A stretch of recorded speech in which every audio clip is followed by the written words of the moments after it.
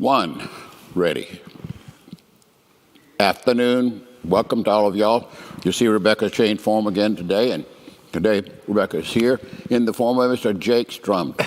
That's right. I'm here. Yeah, you got a fancy shirt on this. Thank you. It's a hanging out. Fancy untuck it, casual style priest shirt. Untuck it. That's one of the new styles. And those I don't know. I'm not known to be a trendsetter, so. You have one more of those undershirts that you can raise your hands up and it doesn't come up and all that? That's I do, thing. yeah. Golly, hey, you're rolling, aren't you? I try. All right, so tell us what you do. Why are you here? Awesome, thank you for letting me be You've been here for a few days, right? I have. I got in town Saturday night, so I got to attend the 8 o'clock service, the 10:30 service. Barbara's been hosting me, and I've seen God's goods. Barbara Scott, chairman of the mission committee. That's right. And I've seen God's goods and God's gifts and the school and the counseling center, and I'm just mind blown. But the standard of excellence across the board is something I don't see very often, and I'm just so impressed. Now do you travel a lot? I do, a lot. So I'm the executive director of the Anglican Relief and Development Fund. Which does what? We do international development projects in partnership with global Anglican churches. Now, what does development mean? So a local Anglican church in the global South, impoverished area, we help them do stuff outside the walls of their church to better reach the needs of their community for Jesus. So now you said, is it just in the global South? Our development projects are all in the global South. That's correct. And so it shows up in a lot of different ways. Over the years, since 2004, we've done about 200 international projects. Help a church build a health clinic or a school, agricultural project, clean water initiative, trauma healing, some church planning, evangelism. So it's infrastructure. Usually infrastructure. Bricks and mortar kind of stuff like that, more so than people structure. A lot of times it's infrastructure. Not every time, but it seems to be a lot of times it's a lot of infrastructure capacity building that the churches are asking us to help them with. So we do the international development piece, and that's always majority of the time connected to an Anglican church. And then we do disaster relief, and that is internationally, we just fund the response efforts through people who are on the ground doing response. And then domestically, we have a domestic response network that we're building out across the province for people to be able to respond. Are you paired up with places like Samaritan Purse and all that when it comes to that disaster relief? We do, yeah. We're starting to do a little bit of our own disaster response where there's an Anglican church present and they want help, but we do a lot of partnership with Samaritan's Purse. They're kind of our dream organization. If we could grow in that capacity to have an Anglican response, but we partner with a lot of different entities, one of them being Samaritan's Purse. Now, we're not in the global South. Why are you here? Well, we are here. No, I could help. I could give you some projects that I've got in my mind. Okay, let's do it. Let's partner. I would love it. So we are here.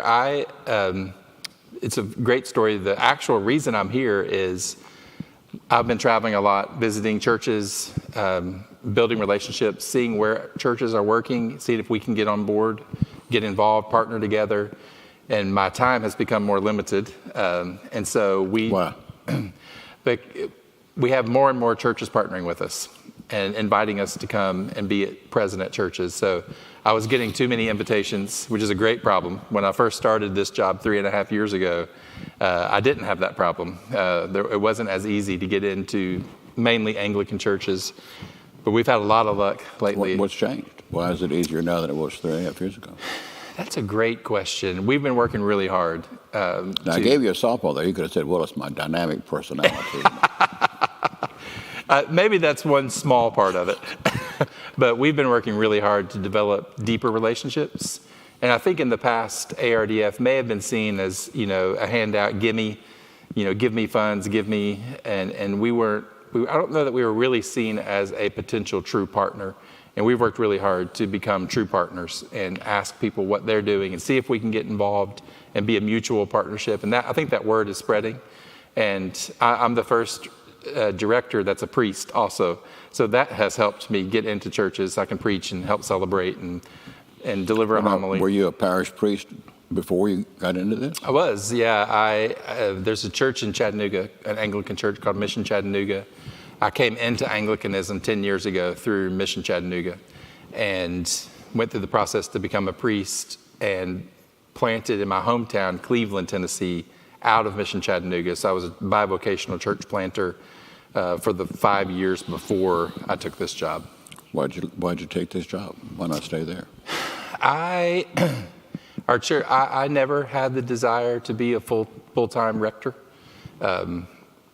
We were in a unique situation where there was a need. There were about 40 of us driving from Cleveland to Chattanooga every Sunday to go to church. And so we needed a church in Cleveland, and I was a priest, and the team around me asked if I would help lead this. So I kind of God's call kind of happened out of that group of people. And from the beginning, I was pretty clear I did not want to be the full-time, but I would help get it launched and be part-time because I was doing neighborhood revitalization work locally and really loved that work.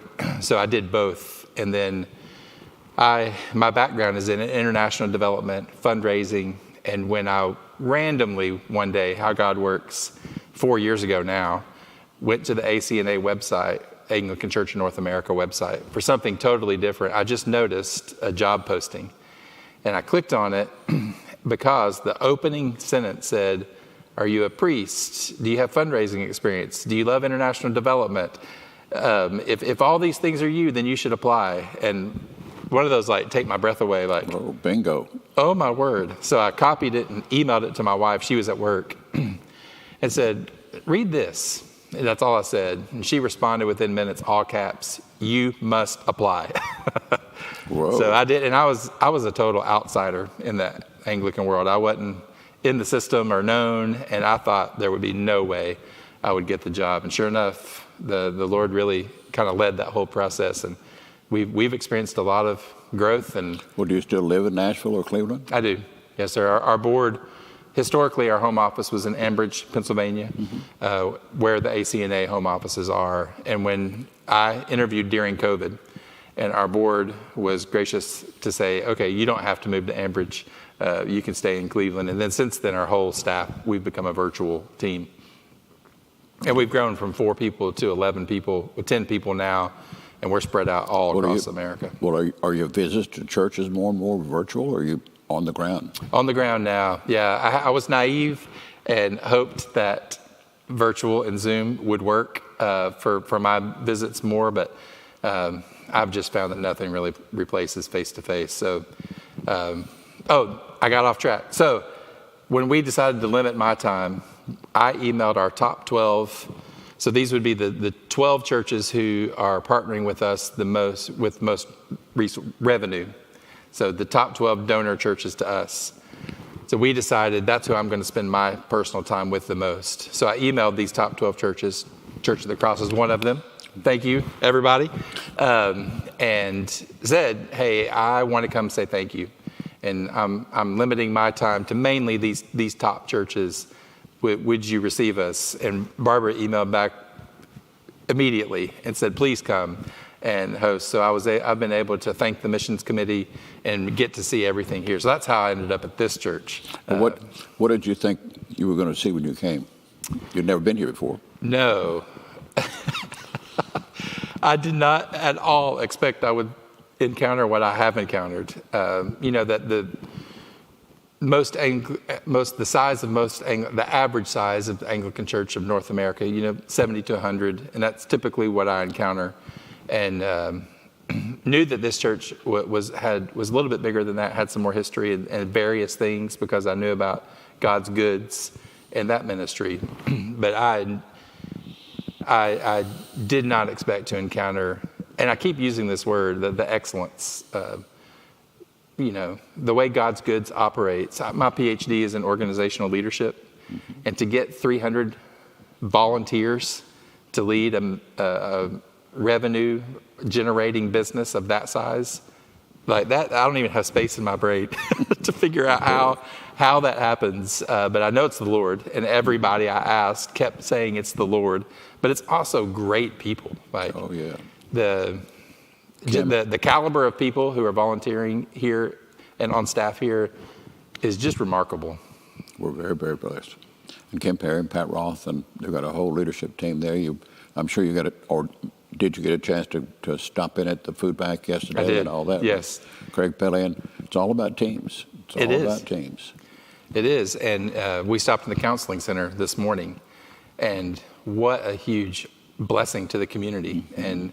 And I've been intrigued in every one, and I think everybody ends up coming back, not to make you have the big head, but it comes back to your vision, like having a vision and knowing where you want to go, and then when the right time comes, the right people come, you're able to pull the trigger and say yes. Yeah. We want to do that, and releasing people to do it.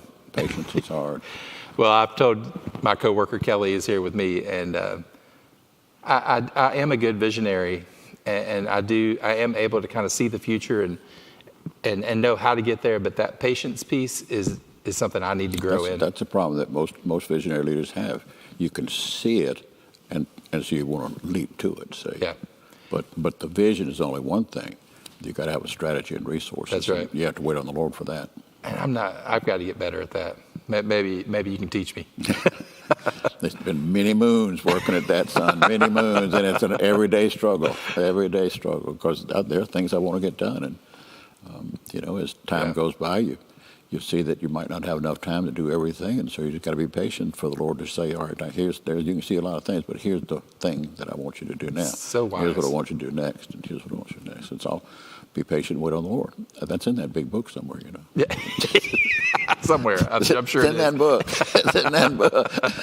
Yeah. That's great. So how do you interface, if you're working across the Anglican Church in North America, how do you interface with diocese? How do you break it down? Or do you just bypass diocese altogether and go straight to churches? Because you mentioned the 12 churches. You didn't mention 12 dioceses. Yeah, that's a great question. So on the disaster relief side, we are working to have a diocesan coordinator for every diocese on disaster response.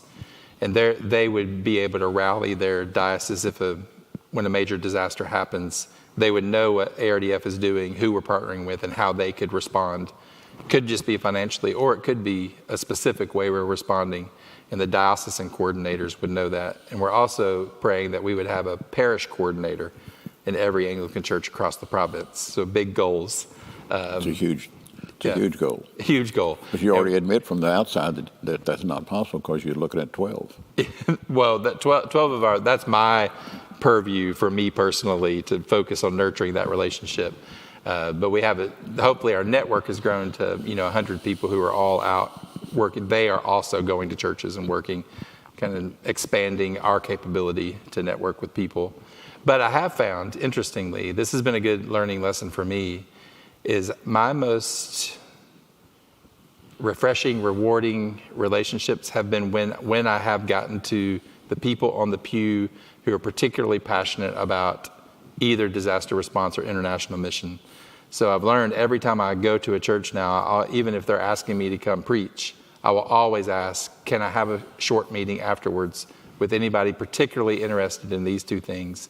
And it's in those meetings every time where the most fruit comes for me, where somebody will get passionate, they'll rally their church to be more involved, they'll be our advocate. And I've really found that that's more successful than trying to get the bishops to incorporate something, diocese-wide, or really even some rector. A lot of rectors are way too busy to worry about implementing my vision. But if I can find the few people in the church who are particularly passionate, that has been so fun. And so that's really become our new strategy, is to get, like I was with your mission committee yesterday for a meeting, and just to see the mutual heart connection and people come alive as we're talking, having these conversations. That's so fun to me. So when are you going to be able to grow up? If my wife keeps asking me that question, I think I'm in a sweet spot. I just spoke to the high school students today and told them that when I was 16, I had this really interesting experience where I felt called to ministry. And the only box I knew to put that calling in was to be a pastor of a church. And I think over the years, I realized that I do have a unique calling in this nonprofit organization world. and in fundraising. I'm gifted in it, and it took me a long time to be comfortable to say that. That didn't seem like. How you know you're gifted in it? It was been an intuition for a long time. From when I first started raising funds, and I told that story this morning. I was on staff at a large Southern Baptist church. This was 20 years ago. And I went to visit a project in Cambodia, loved the project and what they were doing. Felt like it was following best practices. It was helping communities be self-sustaining. It was also had an evangelism and discipleship component, holistic, beautiful. And I came back and told the executive director, hey, I want to come work for you. And he said, well, I don't have any money. You'll have to raise your own support. I've got 3 boys and a wife. And I felt it so deeply. I said, okay, I'm going to do that. And I called 4 of my friends. I've never raised $1 at this point in my life. And I called 4 of my friends who were business owners in my hometown, took them out to lunch and said, guys, I feel really called to do this. And I need to raise my salary, at least for the first year, in advance, so I have that peace of mind. And in that one lunch, all 4 of them made up my salary. I didn't know it at the time, but God's gifted me, I think, to build trust quickly and to cast compelling vision. And people typically have responded with being willing to fund whatever I'm passionate about. And so I'm just in the last, 7 years of my life grown to believe that could be part of God's calling, and comfortable to say that is maybe part of God's calling on my life. And that now Kelly and I, we're learning the science behind fundraising and growing. We've really grown our organization from first year I got here was 1.6 million revenue, and we bumped up to 4 million. So the fruit of. Well, I could send you a pledge card. You could jump right in here and help us along. Golly day. So we're learning, but it's. I read a book called The Spirituality of Fundraising by Henry Nouwen that really changed my whole view of myself and my makeup and my calling. So it's been a fun journey. So what's your vision for the ministry? Well, you're in a sweet spot. A lot of times people get in a sweet spot and they camp out. Oh, I'm not a camper. Sometimes I wish I was, because it can get exhausting. Our next goal, so I would love to get to where we're pretty consistently $10 million annual revenue. And the reason is because this year we received 71 project applications from churches around the world. And out of those 71, 50 of them were very compelling. They would expand the kingdom. They would help the world. They would help these Anglican churches. And we're going to have to say no to probably 40 of them because we don't have the financial capacity. And I don't want that. So if we could bump to 10 million over the next 5 years, we would be able to say yes more often to that and other revenue. But I really think we have the capacity within mainly our Anglican donors, circles, churches. I mean, it's crazy, but I think we could grow to be a $40, $50 million annual. And if we got to that level, we could really make some significant impact in the world. All right, how does that jive with the statistics in the Anglican world and all the denominational world that shows the average church size is getting smaller? I think that it's getting to the people in the pews for us. We have we're also learning about you can't depend upon, so church donation to us is one bucket. And so last year, 25 to 30% of our budget came from church donations, but 60% came from individuals. And we are. Were the individuals in the churches? Yeah. And mainly, a few exceptions, but mainly Anglican individuals. Well, were the Anglican individuals in churches that were supporting you, or they were Anglican individuals who were in churches that were not supporting you? A little bit of both. Yeah. I don't know the stats behind that, but probably would be around 50-50 on the answer to that. So 60% individuals, 25% churches, and then a small percent of events and other grant applications. So I think that we have a ton of room to grow. So, and in the church bucket, even though churches are getting smaller, we only had around 240 Anglican churches make a gift to us, and there's 1,000 Anglican churches. So we could grow there, but I think in the foundation, grants, individuals, we have significant room for growth. So you're excited? It is. It's so exciting. Sometimes I get too excited. I can't stop talking. So You've been, what is that? What's the canned drink that gives you wings? yeah, Red Bull. So you're a Red Bull guy? I'm a Red Bull guy. Yeah, it gives you wings. Yeah, that's right. Yeah. So in your work with now Kelly's here, how do you interface with her? So Kelly is our director of development, and she came into our staff. I love this story. This is happening in all of our staff. So she came into our staff part-time. Her husband was at seminary in Ambridge, and she came in part-time to do gift entry. And she has a great background. She was on Wall Street, impressive background of her own, and didn't realize that all those strengths of interacting with people of wealth and in that market and doing cold calls and all those things would end up being beneficial to her. So she started implementing follow-up systems that we didn't have. How do you follow up with the donor? What should we do for our campaigns? How can we do a campaign better next year? And so she's gotten better and better. And then we sent her to fundraising school at Lilly School for Philanthropy. So she went through 4 classes and certified fundraiser and is implementing brilliant systems now for every tier of donor and church and events. Now, is she doing this for the whole organization or for the diocesan structure? No, just for ARDF, just for our organization. So we don't share her. I mean, we will share that. We will share her for advice and things, but yeah, she's pretty busy. So there's not really a diocesan link person. No, with y'all? There's not on our staff. I wouldn't mind to have that person. No, but I mean, your efforts you're not trying to get a person in every diocese to be your hands and feet on the ground in that place. We are mainly on the domestic response portion of ARDF. We would love to have a diocesan coordinator to coordinate specifically disaster response. So yes, for that.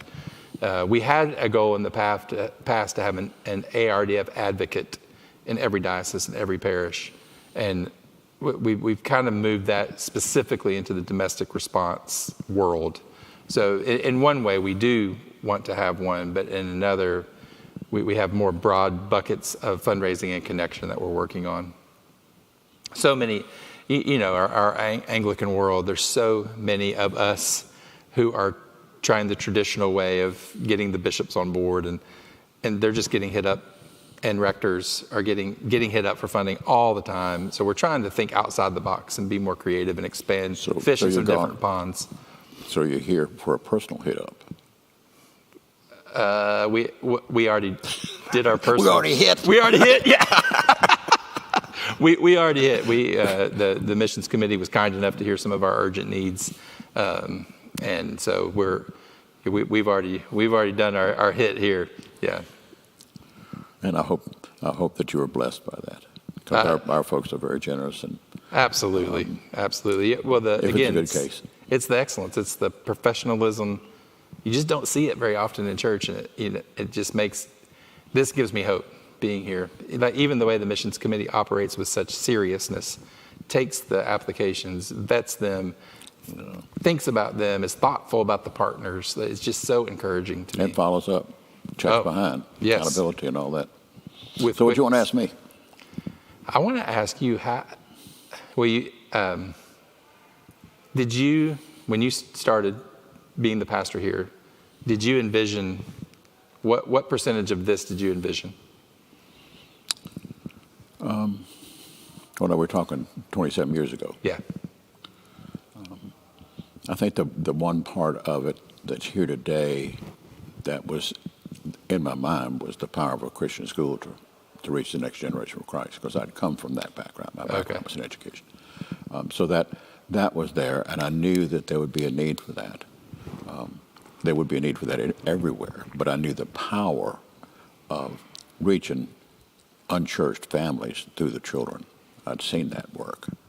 And I knew, the study of the demographics, we knew that most of the families come to this area were not churched. They were professionals. They're in their 30s. They have children. And so how do you reach a family that's a mom and daddy that's never been to church? They weren't raised in. Why would you even start? Right. And they're both well educated. They're both working. So the idea was, if we're going to have a future, then we need to reach the next generation. And to do that, we decided to go with the Christian school, and started, talking about patience, started first grade, 5 children. Oh, really? And this is the 25th year. And so the church was behind all that. We rented spaces and moved. We added the first grade, then the second, third, went up like that, and then we started going back down. And so now, in the 25th year, we're somewhere between 700 and 800 children over there. It's amazing. But consistent effort, focused in the same direction, and building teams of people to work with it and have them buy into the vision, because it doesn't take long to see the fruit of the vision. Right. And so that idea of church growth, and most of the folks that I see around, I suspect most of you, that they don't have a vision for growth, much less a strategy for growth, right. and they're dying. And if you look at a church and you're preaching in a church or whatever, and it's a sea of gray hair, actuarial tables will tell you that in 15 years, half those people are going to be dead. And unless you reach the next generation, every spot they leave is going to be empty.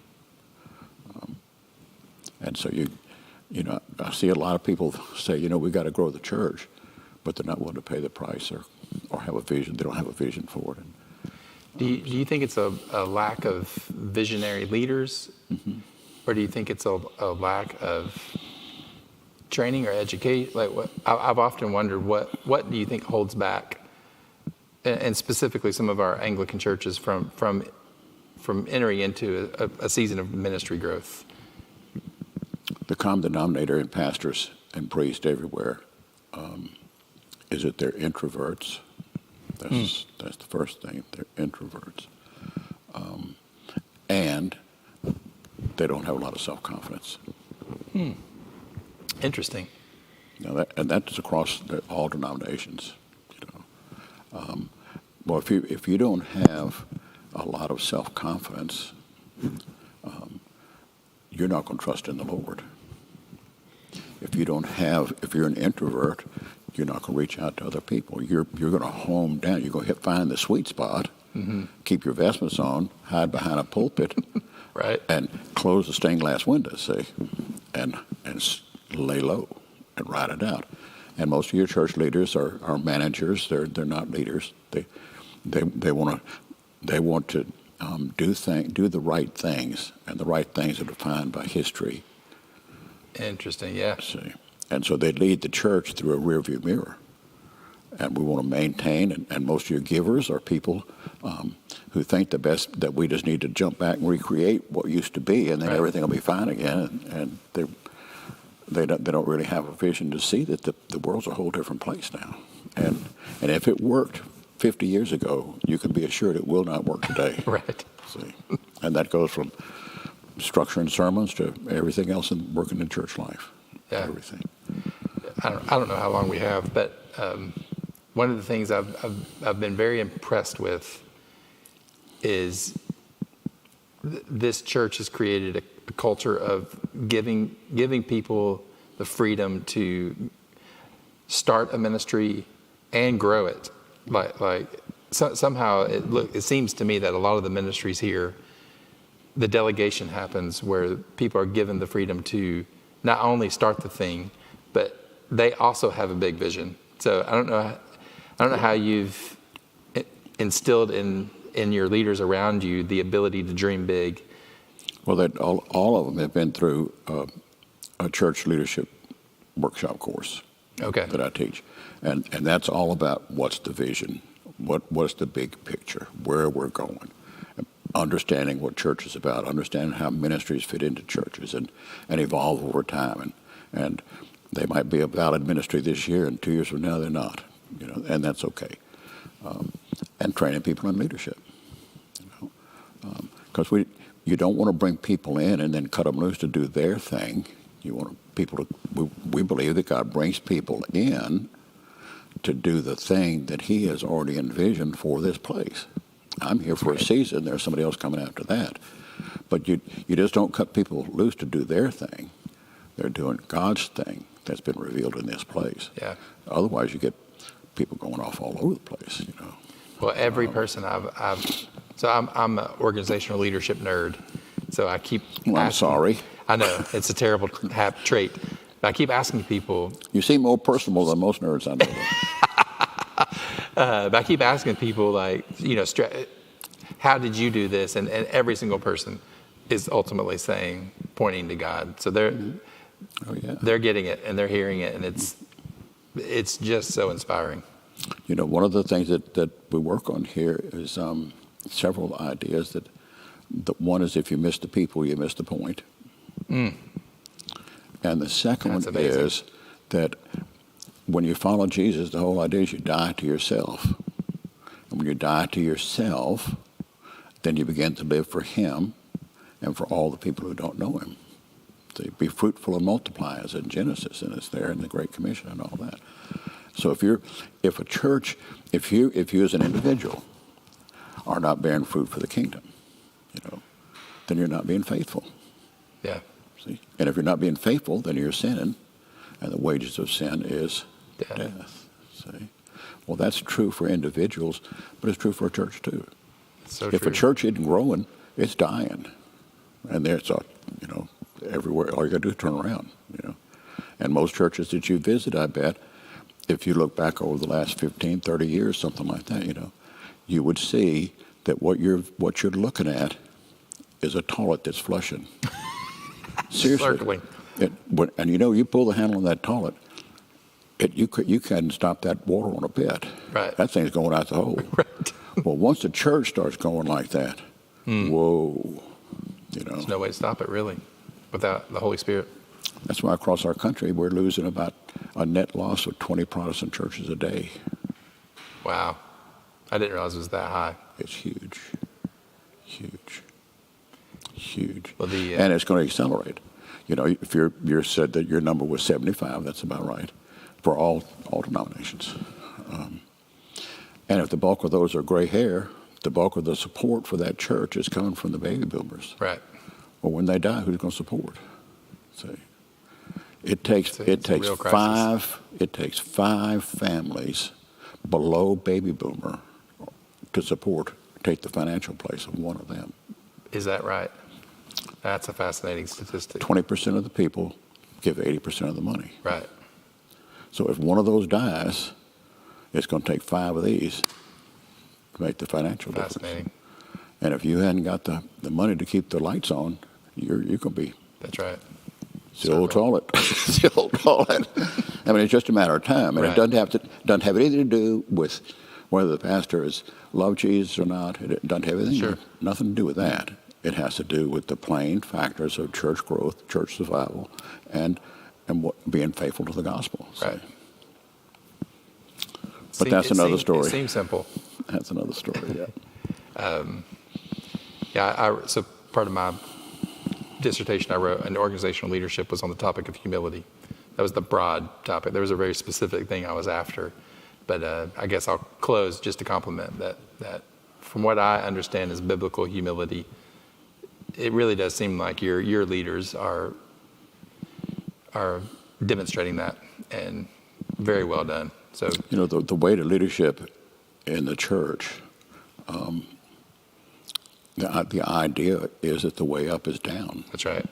See, and the more you mature spiritually, the nearer you become to God, the more aware you are of His holiness and your unwillingness, your unworthiness. That's right. And you become more aware of your own sinfulness and all the rest of that. See, and that takes you deeper and deeper and deeper into that humility. Yeah. Amen. All right. So anything else you want to say here? You already got the money. You can go now. So much I'd love to ask, but I know we can't go all day. But I'm so fascinated and would love to somehow stay connected and keep learning from you and your team. Be glad to have you come anytime, son. Thank you. Anytime. A couple of quick things before we go. Don't forget food bank. Folks are still pouring in with that. Be sure you bring your donations. And this week they're after tuna and cereal and just whatever else you pick up. Bring it to church. to one of the worship services, drop it by God's Goods over there, and we always need volunteers, both in God's Goods, and we need volunteers with the food bank. Watch for all the information that comes out every Thursday, 3 o'clock, the E-News. Pile of stuff happening. Men, there's an event coming up next Friday night, I believe it is, one of these Friday nights. It's going to be a low country boil kind of thing. Watch for the information on that. But the big thing is watch for the Bible studies that are all cranking up now online and in person for men and for women. You need to be involved. Come to worship, say your prayers, be involved in Bible study, and be involved in serving somebody else in the name of Jesus. And all that we do here, know that God loves you, and I love you as well. Blessings to you.